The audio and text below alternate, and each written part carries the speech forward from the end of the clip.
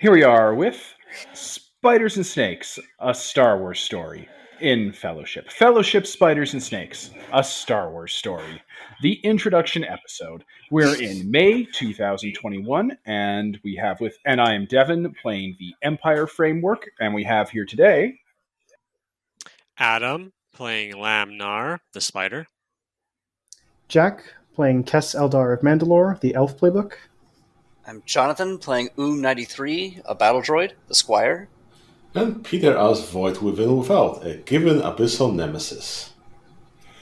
All right, so just to kind of start on in this is technically a sequel to our Star Wars Pitch Black game, whereas Pitch Black took place in the Clone Wars, Spiders and Snakes takes place during the Rise of the Empire. It's before New Hope, but after Revenge of the Sith. I don't know how close it is to New Hope. We were always sort of talking about it being a couple weeks or months off from it actually happening. But as of Season 1, New Hope hasn't happened yet. So it's another Star Wars game. Not a lot to go over with Star Wars. The tone of this game is more action-adventure. It deals partially with the fallout of what happened in Pitch Black, and also deals with the lead up to the Empire, going up against the Rebel Alliance and that whole kind of story. The premise of the game, the pitch, is that as the Rebel Alliance is starting to get ready to start taking down the Empire and, striking major blows against them, maybe rallying planets to come up and, rebel, a crime syndicate has started showing up on worlds that the Empire crushes and leaves behind, and they're like picking over the remains and people that have been kind of, beaten down by the Empire and trying to conquer those worlds after they've been kind of tapped for their resources so that it can be its own little empire. This crime empire is called the Spiders and Snake Alliance, and it is run by 3 dark side cyborgs. Specifically, the 3 of them are the figurehead of the group, Steelhead, Tora Pano, the apprentice from the previous game, if you remember Tora, and Maul, if you remember Maul from the franchise and the previous game. These 3 people have basically banded together and are pooling their resources to try and build their own empire with the sole purpose of assassinating the Emperor. They all have a vendetta against him and the Empire. They all have reasons for wanting him dead, and they're going to try and do it together with the knowledge that they're also, circling each other like animals, getting ready to take down anyone that shows a sign of weakness. Right off the bat, Steelhead is a reference to a Meta Baron's character called Steelhead, and he is exactly what he says on the tin. He's a dude whose head's been replaced with a droid prosthetic. Also, his hands have been replaced with droid prosthetics. And that doesn't mean that it's a droid with a human body. That means it's a guy with a droid head. And that guy is Count Dooku. He got his head cut off. He got his way to a doctor or to some sort of assistant or associate and had his cut off head replaced with a droid head. And he's fine. He's still Count Dooku. He's still kicking. And of course, the first thing someone's going to say is like, oh, well, yeah, he's a Dark Lord of the Sith. He used magic. No. He has a droid prosthetic. As far as I care, in Star Wars, if you get your hand cut off, you get a droid or hand put on, you can still pick shit up. If you get your leg cut off, you get a droid leg, you keep on walking. If your head gets cut off and they put a droid head on, still you. They just put him in a Bacta tank, and they even had this cool scene where he moved his head a little bit, and little things in his neck went tick, tick, tick, tick, and then they closed it up. It's just like the movies. Yeah, in my mind, because this scene, it's always this scene. He was, in some sort of chop shop, and it did the Joker scene from the old Tim Burton movie. He was like, mirror. Because why not, right? So there's a dark side. There's a group of dark side crime syndicate cyborg assholes causing problems, and the reason the Rebel Alliance cares, beyond the obvious reasons, is that eventually the Empire is going to take notice of the rebellion in a way that they'll act like they'll take it more seriously, and the Spider and Snake Alliance being there just quickens that time period. It really burns through the grace period the Rebel Alliance has when they're not really noticeable. So the major fear is because the crime syndicate is being so bombastic and unsubtle, and they don't really have a light touch. That they're going to call the Empire down on both of them. For this reason, a new command, Kyanite Squadron or Kyanite Command, was formed. The main characters who are part of the Rebel Alliance were put in charge of it because it's their squadron, that's them.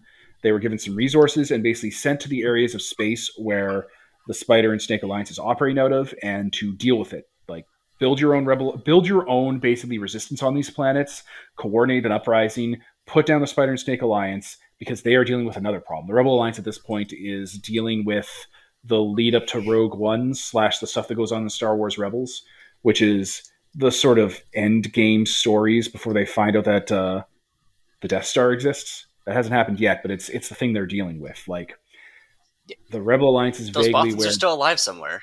Yeah, the Rebel Alliance is vaguely aware that the Empire is building a world killer or is gaining access to a world killer, and they don't really know what that is. They don't know if it's going to be like a plague or a new type of super soldier or something. They're not sure. Maybe a new type of ship, because if you get enough ships together and orbitally bombard a planet, it's the same thing. So maybe it's like a new type. Some kind of like a star forge or something. Yeah, they're trying. They don't know what it is, and they're trying to figure it out. And that's kind of what the Rebel Alliance is dealing with. So they don't have a lot of resources to spare. So you guys are not entirely on your own, but this is something where you're in charge. And really, that's the pitch for the game. It's a war story. It's talking about things that are coming to a head now that the Empire is in full power and the Republic is gone. And revisiting old characters we previously established in old worlds and old cultures. Stuff from Pitch Black feeds into this one because I was running both at the same time, and I was able to kind of coordinate certain events and certain callbacks as they were happening. It's just like the movies. Yeah, but that's pretty much it for like the pitch. I guess we will move on because this intro is actually going on a pretty fast pace. Oh, God damn it. Yeah. Come on, Court. Don't be shitty. I guess at this point we'll talk about the characters to kind of introduce you to the main cast. So, without further ado, whoever's first on the list, introduce us to your character. So, I'm Adam playing Lamnar, who is a Kaminoan using the Spider playbook. So, with Fellowship, the Spiders are, they're xenomorphs. They're tricksters. They're manipulators. And in the Star Wars, and I decided to play a Kaminoan in the Star Wars setting as a Spider. Kaminoans being the long-limbed, long-necked aliens famous for creating the clones in the Clone Wars. Now, turns out, when you have your planet's economy based on making clones for a giant government that, suddenly stops asking and demanding your clones, your economy doesn't end up doing that well. And a lot of people ended up looking for alternatives. My character was a mechanic who helped create a lot of the clone tanks that made the clones during the Clone Wars. He knew a lot of the clones. He was like a major technician. And when the Republic fell and the Empire rose, and he saw that things were not turning out well and how the clones they created were being treated and so forth, he joined up with the rebellion. So that's a quick backstory on my character. Yeah, and that was kind of one of the more compelling things with them being clones, or not being clones, them being Kaminoans, is the idea that Kamino was riding off of fantastic wealth from the Clone Wars and being commissioned to making clones for the Republic. And yeah, one day that stopped because the Empire happened. And like, I know a lot of stories would be like, oh, the Emperor destroyed Kamino, or like blasted, or like, killed them all to hide his secrets. But you don't really have to do that. The Empire happened and they did use slaves, so they're like, yeah, we don't need clones because we have slaves, a cheaper alternative. And Kevin's like, how cheap could it be? And it's like, I don't know, free.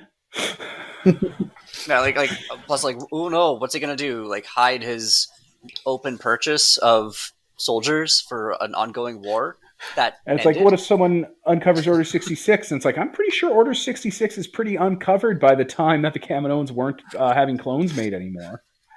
I'm pretty sure everyone heard the Order 66 story.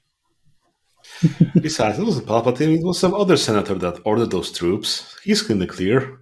I mean, Yeah. those dastardly Jedi deserved it. They tried to assassinate the Emperor. He was left Yeah, what are the scarred and Jedi gonna deformed do? from the attack.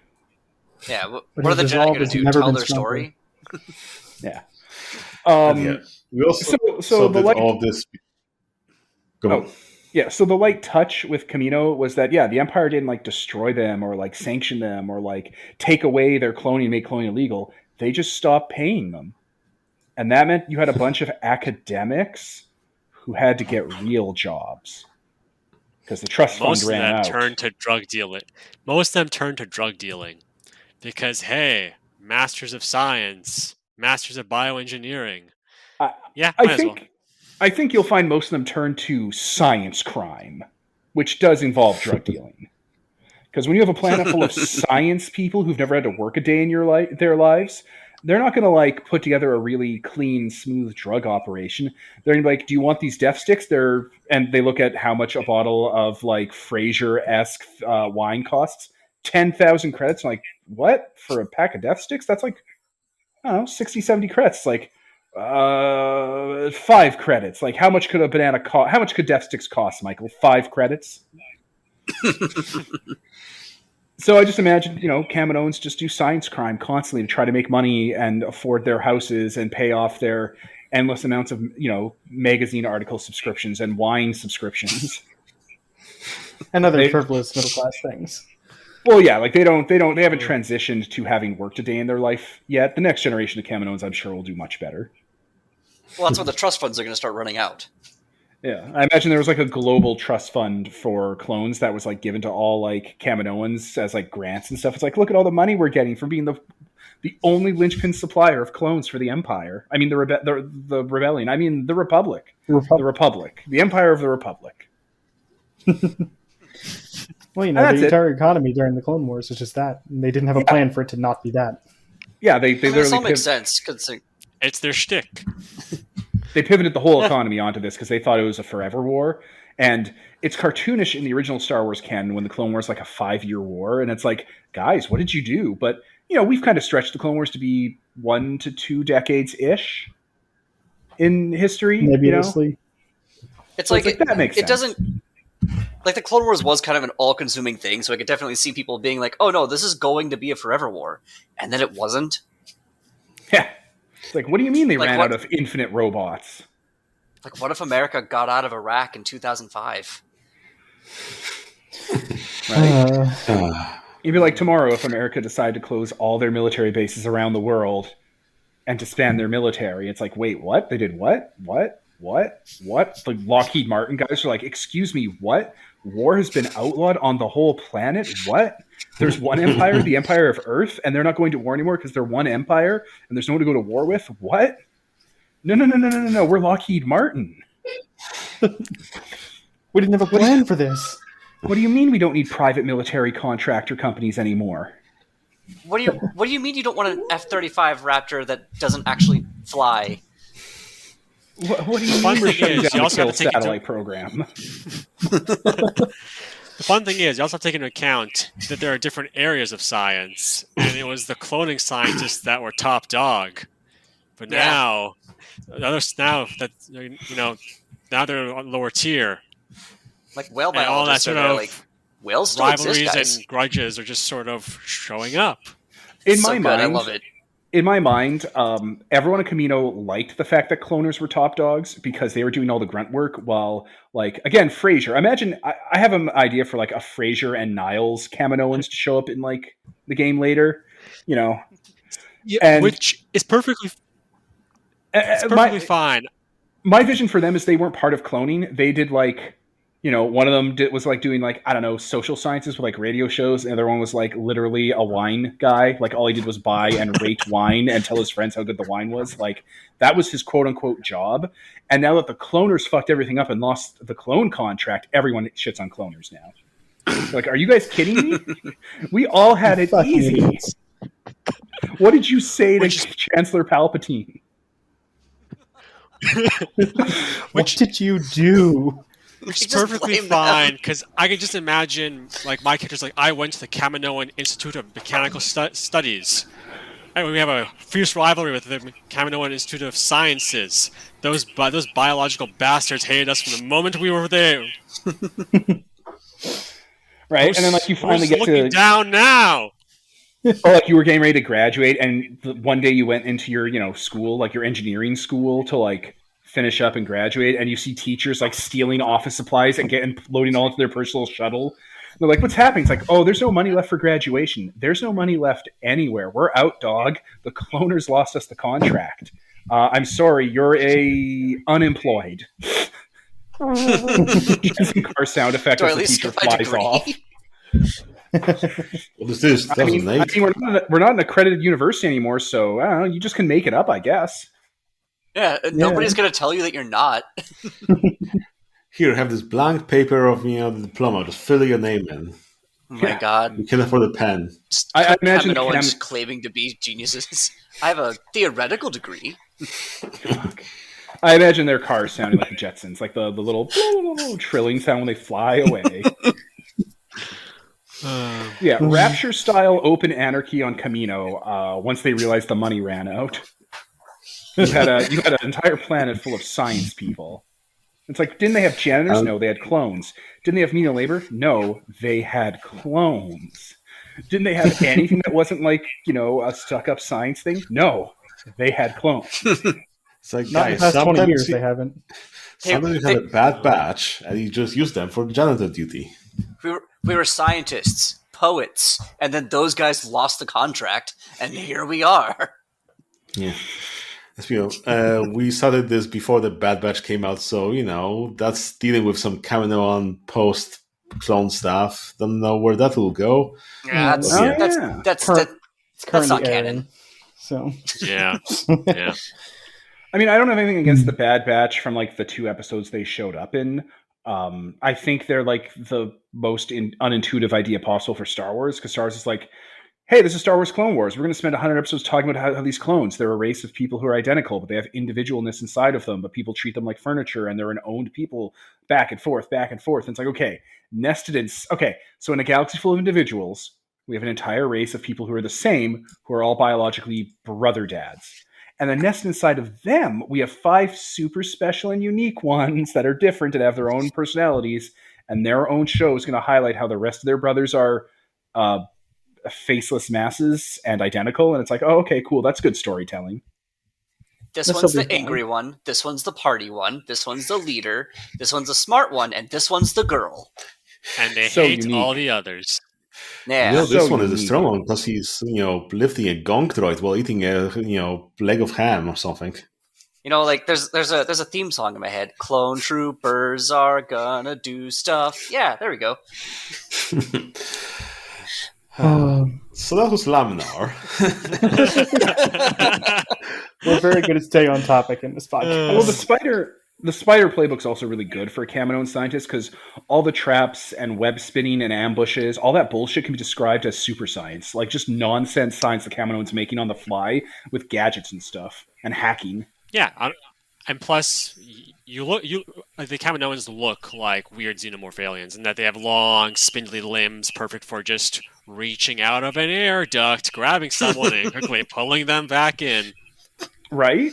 Also, if you don't know this, they actually have predator vision. Like, in the movie Predator, how he has like, he has like his vision. own like, UV vision. Kaminoans have that, or infrared, whatever it is. Infrared. So like, they even do the thing, right? Oh my god, your character's like a xenomorph, and the guy playing like the elf playbook character, the Mandalorian, they're like a predator, like an honor hunter guy. It just worked out. I love it. And we got a Terminator, and we have a Cenobite. It's happening. It's happening. Now it's in the finest Schwarzenegger. Wait, who's Yeah. the Cenobite? Peter's character. He's like he's tied to the Cenobite stuff. Yeah. Yeah. I guess. My other question was going to be like, wait, but who's the Terminator? Okay. The droid. He's literally a kill droid built to murder. He just needs His to grab droid someone's body's skin and shaped start like wearing it a- over his face. Like a skeleton. That's what B1 droids are. They're skeletons of the manufacturer. They're literally like endoskeletons, like Terminator endoskeletons. I like to think of like their heads are designed so that they'll either not take any damage or be completely destroyed in order to prevent weirdness from happening from damaged heads. Mm-hmm. I mean, they're built so cheap. Oh boy. Yeah. But it's not my turn yet. Yeah, all right, let's go to the next character. I guess that would be me. So, I'm Jack. I'm playing Kess Eldar of Mandalore, and I'm using the Elf playbook. So Kess is, obviously, he's a Mandalorian. Armor and whole shebang. So, for the backstory for Mandalorians, we're playing a little fast and loose with the timeline, as you may have understood. So, where we are, the Mandalore purge has already happened. The planet has been turned to glass. So Mandalorians don't live there anymore. And I think we had kind of said that we're treating the Mandalorians like the Space Marine chapters. Yeah, that continues on from the previous game too, where every chapter, quote unquote, is their own deal. Mm-hmm. We haven't looked too much into Kess's chapter specifically, but he's from I think I call them the Sojourners, and their shtick is that they live on ships, and they vowed not to set foot on a planet again until they can reclaim Mandalore. Nice. But yeah, we do run into some more, Mandalorians throughout the game, and yeah, because he's the one moment, I think. All right, yeah, because he is the Elf playbook, he's got stuff about he's very sneaky. Can move around and stuff. He has a slug thrower rifle, which he uses to great effect. Because Jedi can't deflect a bullet. Turns out. Let's see. At least early on, he doesn't actually have the backpack. He has a little backpack. He has little Cad Bane boots to jet around to get places. Boots. That's what they are. No, it's true. It's the best way I can describe them. Yeah, and he has a bunch of little gizmos and tools. Mandalorian toolkit of tech. Yeah, I don't know. I don't have too much else about him just yet.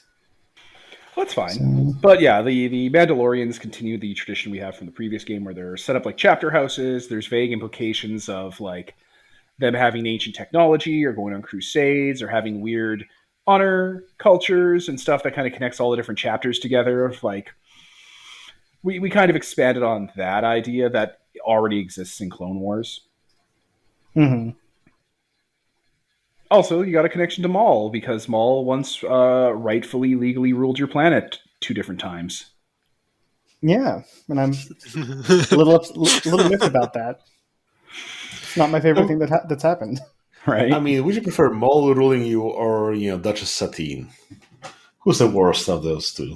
It's a coin toss, really. Yeah, for reference, the Clan Eldar was not one of the, I don't know if they were part of Death Watch, but they were not in support of the pacifist government. They have a warrior tradition. Yeah,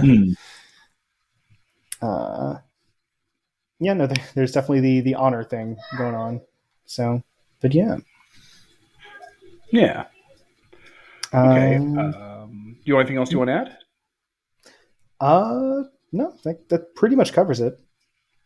All right, we can move on to the next one then, if you want. Yeah, sure. That next one. Or 10 later. So that's me. I'm playing 93, the battle droid. What do we want to know? They're one of the last remaining battle droids that are still active. They were just kind of repainted blue and made into a medical droid for the group. So they're like, here you go. We don't have a lot of resources. Here, have a medical droid because you're probably going to get messed up, and it'll be nice to have if you run into a humanitarian disaster, a people-tarian. It's still kind of a disaster. You have a doctor. People like doctors. Here you go.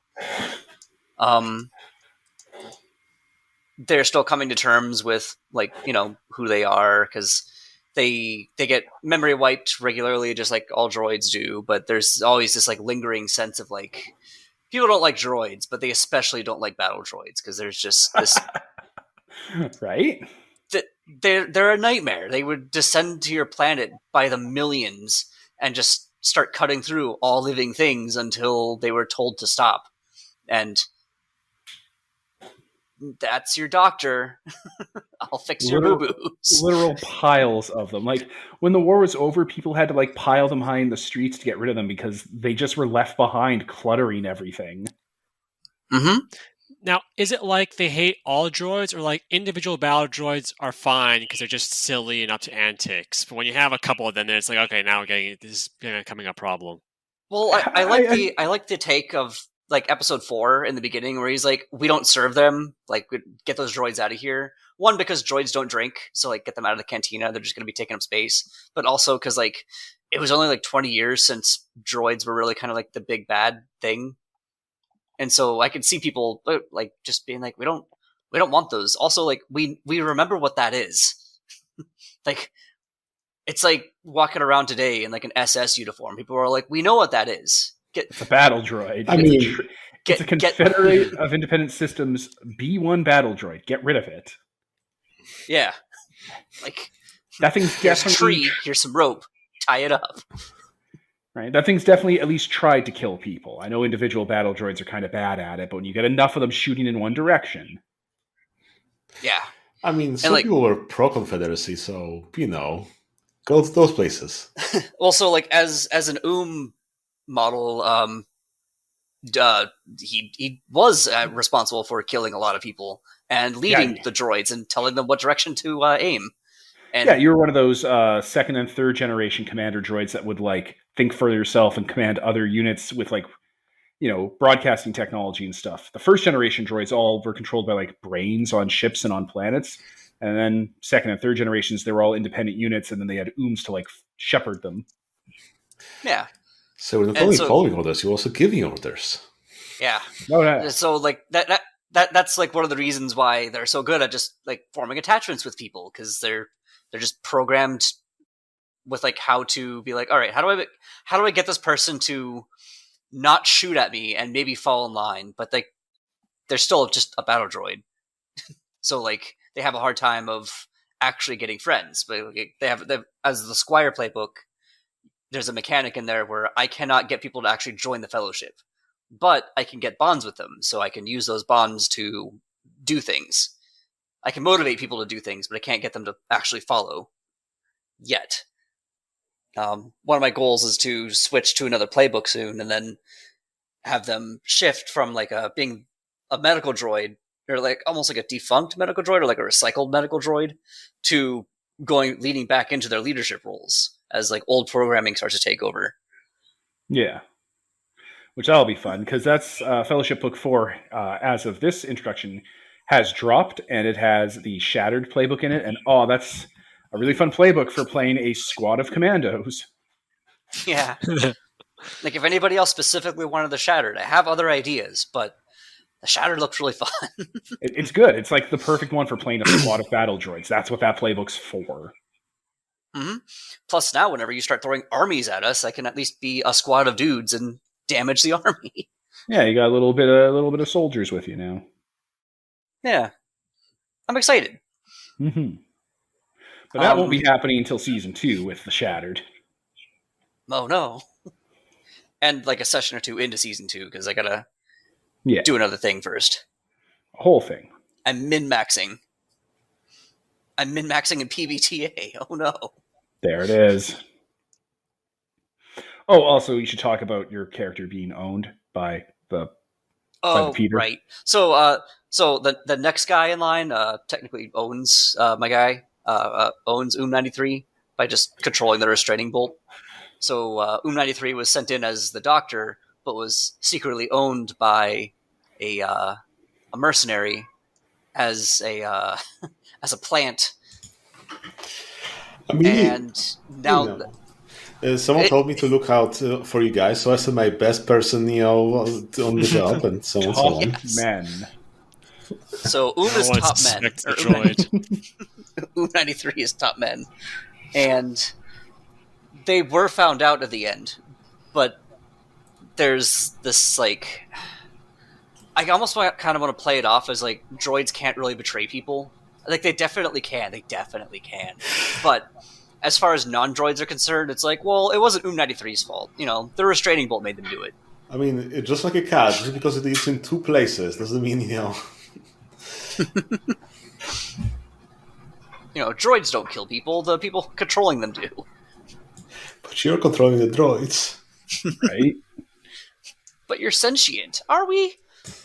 We are. Are we? Please help us. Uh, Roger. Oh, final But space. the day will come soon where their eyes turn red, and it's going to be that whole thing. Yeah, Nobody exactly. turned off their red LED lights in their eyes, so they have the ability to show anger as a robot, well, as a droid. I'm excited for it. It's going to be good. Yeah, absolutely. I am. All right. I am looking forward to our how we reintroduce ourselves. Like, so that happened. Yeah, that'll be But interesting. It'll be Turns great out- fun. It turns out we hate Maul. And we're back. Yeah, and so there's reasons for us to unify, but you'll find out about those in the end. No spoilers.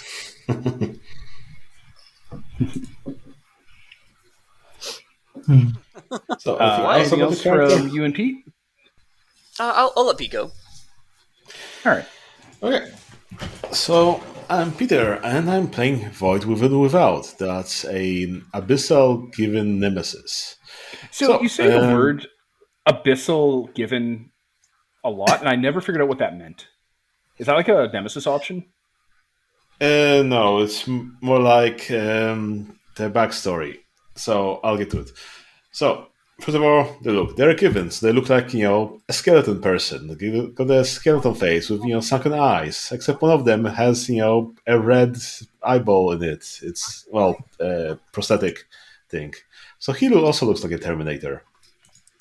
And he's dressed kind of like Maul, so it's more like a black robe, but more tight-fitting, more like, gloves and stuff, rather than, all the loose thing everybody else is wearing.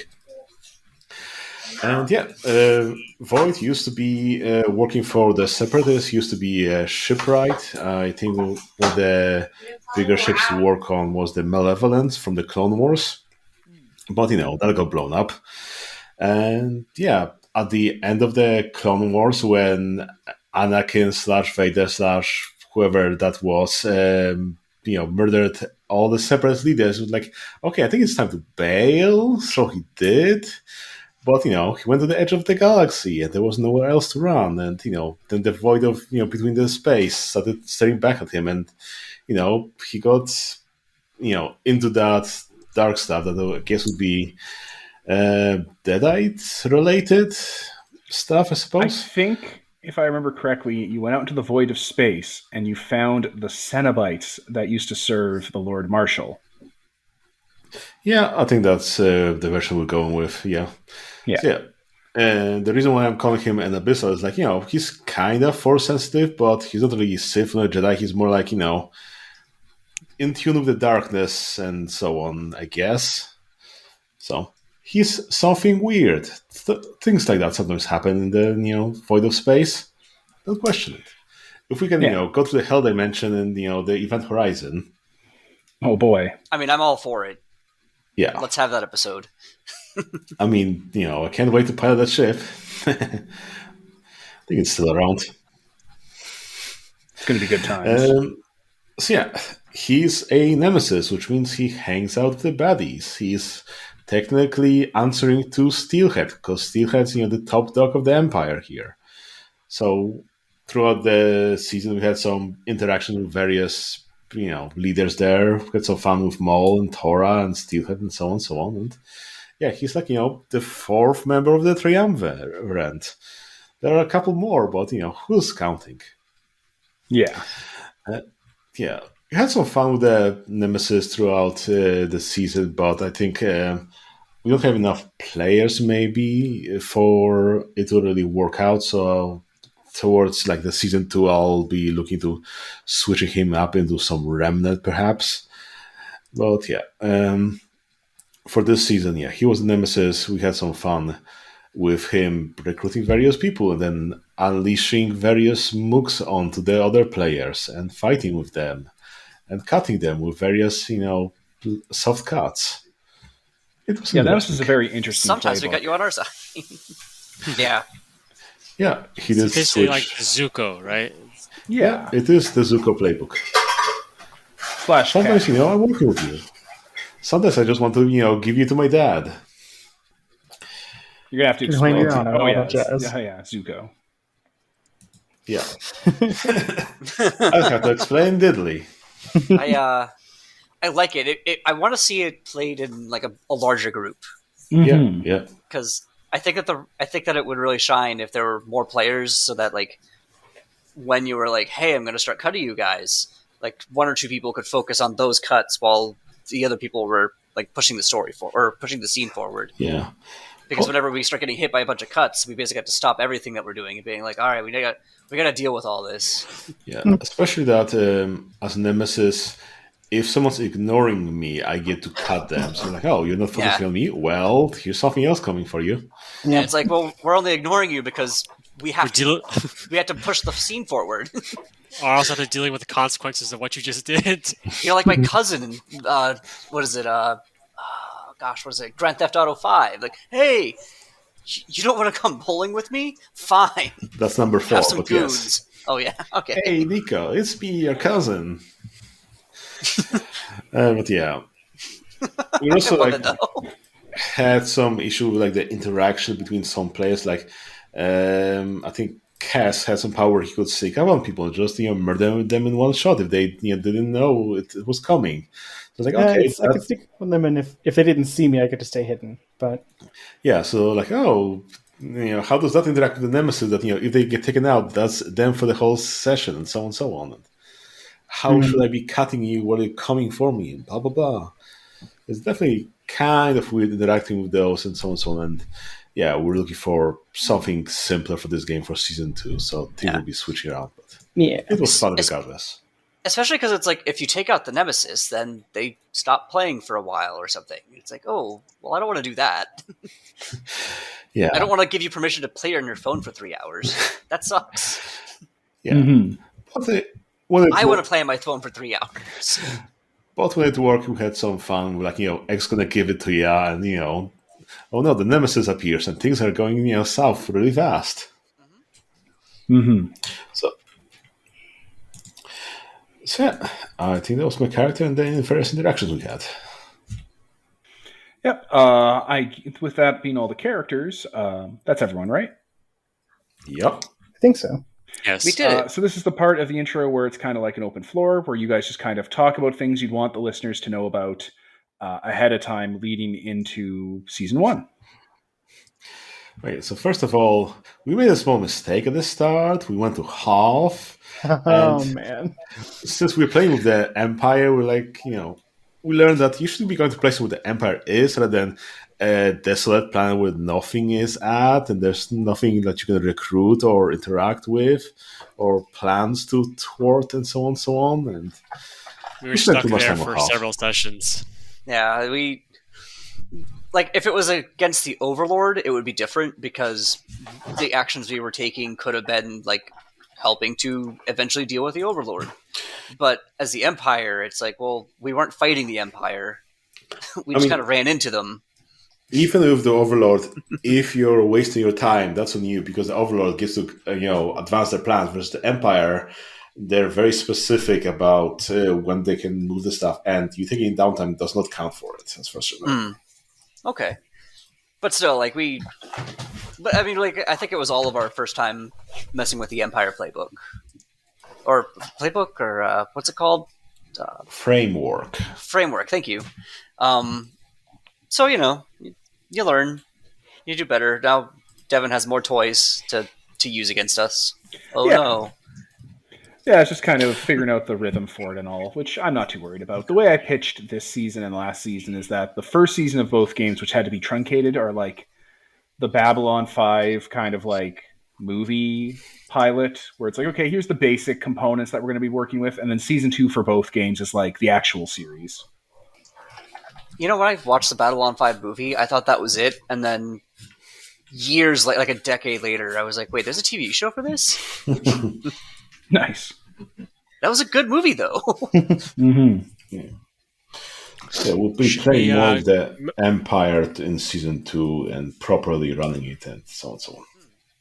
Should we mention the connections we had between our characters before we started the game? Because we Sure. did come up with some backstory components. For myself, as I said, I was a mechanic. My character was a mechanic back in Kaminoa. They're actually the one that found and rebuilt Stitch. They found this ballad droid and fixed it up, and that's how it started becoming operating again. Mm-hmm. I also interacted both with Kesseldar and Void Within and Without before, just through previous Rebel missions. Yeah, I know me and Peter's character were both like involved in the Clone Wars. We had fought together and possibly against each other at various points. Yeah, we're definitely against the Empire when that happened, and Yeah. nobody likes the Empire. Mm-hmm. Just now I got involved with the spiders and snakes, and that's like a whole thing. It just takes my whole time. I don't have this time for the Organa rebellion. Yeah, it's a whole other problem. Yeah. And then I think Stitch was, when you rebuilt him, he had been reprogrammed with some medical knowledge, and I think he had saved my life at some point. Yeah. I'm looking at my bonds right now because it's just been a while. So I'm like, We've had a bit of a break. What were the things? Like Stitch's bond or bailed Kess out of some situations, and I have a bond with Landrar that says I know I can trust them no matter what. So use that if you don't feel like it. I'm not going to make you spend it. I mean, it's gonna be spent. Stitch, Yeah. I need you to trust me. Yeah. Duh. I already do. Okay. Roger, Roger. Oh my god.